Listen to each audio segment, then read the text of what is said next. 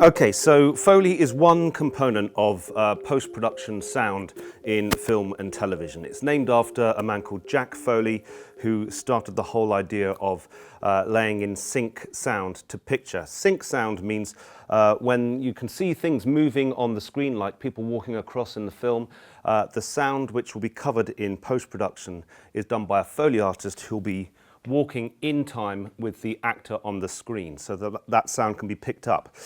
It's often needed because when they film on location, they don't have all the sound. They really want to pick up the dialogue if it's a drama.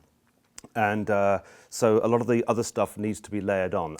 And then the things which move are kind of the stuff which is done by the Foley people, and that requires somebody to be recorded in a sound studio stage, and we're setting one up here, just a mock-up of one. I got into Foley many, many years ago, back in the 90s. I started working as a runner in post-production television down in Bristol, and Bristol is the centre of the natural history filmmaking world. Now, because natural history has a huge amount of post-production sound, the reason being that most of the camera shots of polar bears or whales or penguins or whatever they are often shot from very far away, or maybe even from a drone, and you don't want any of those sounds being captured, and you can never get a microphone that close to the animals, really. So because the audience are watching it very close up, you need to get that kind of close-up feeling in the sound. So typical things will be, obviously if it's natural history, you'll have bits of foliage here, monkeys going around in trees. You might see a starter shot of a little bit of wind going through so the wind would be an atmosphere, but what the wind is hitting on are the leaves. So you might just have a little bit of that.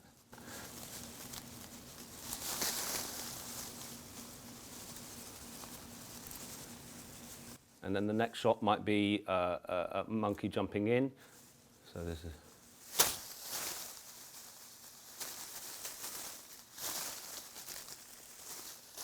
Okay, I'm looking up at an imaginary screen here, but I'm partly demonstrating to you what the Foley artist's attention is completely on the screen. You'd also might want to cover the footsteps of the monkeys going up the trees, and sometimes I used to use my belt here. So.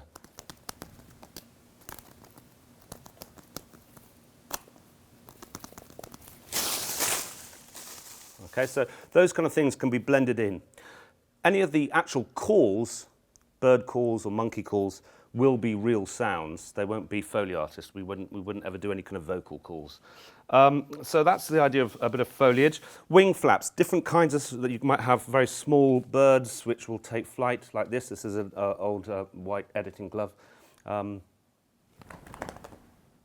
might want to fly them in from off the screen. We might want to land them and take off. Or there might be bats. These are black leather gloves, so maybe we can put them in a reverberant.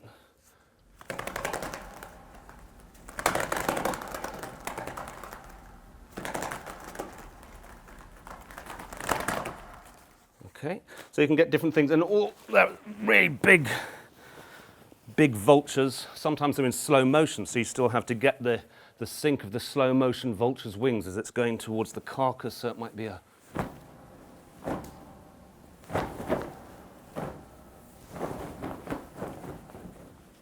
And then it might be hovering or gliding in the air, so you'd have a little whiffle sound.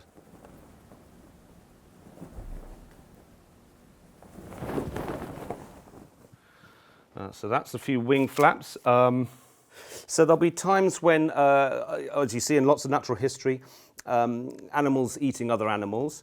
And so to get that across, we might have a bit of flesh rip with a bit of an orange here.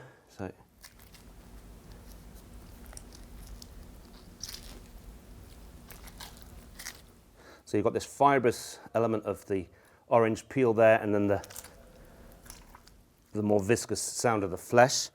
And then to get the bone crunch, which is often used in many horror films, and we're using it in the play, is a little bit of celery to go.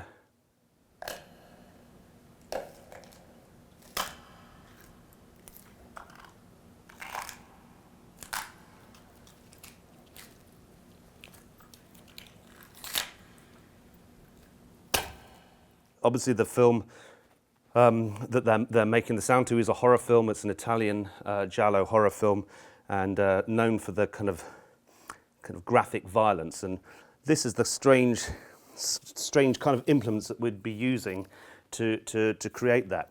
An interesting discrepancy between filmmaking visually and the amount of cost that it involves to shoot on set, to pay for all the CGI, special effects and lighting and everything, and actually the stuff that really sweetens it and really brings it to life is really just a few bits of fruit in the sound.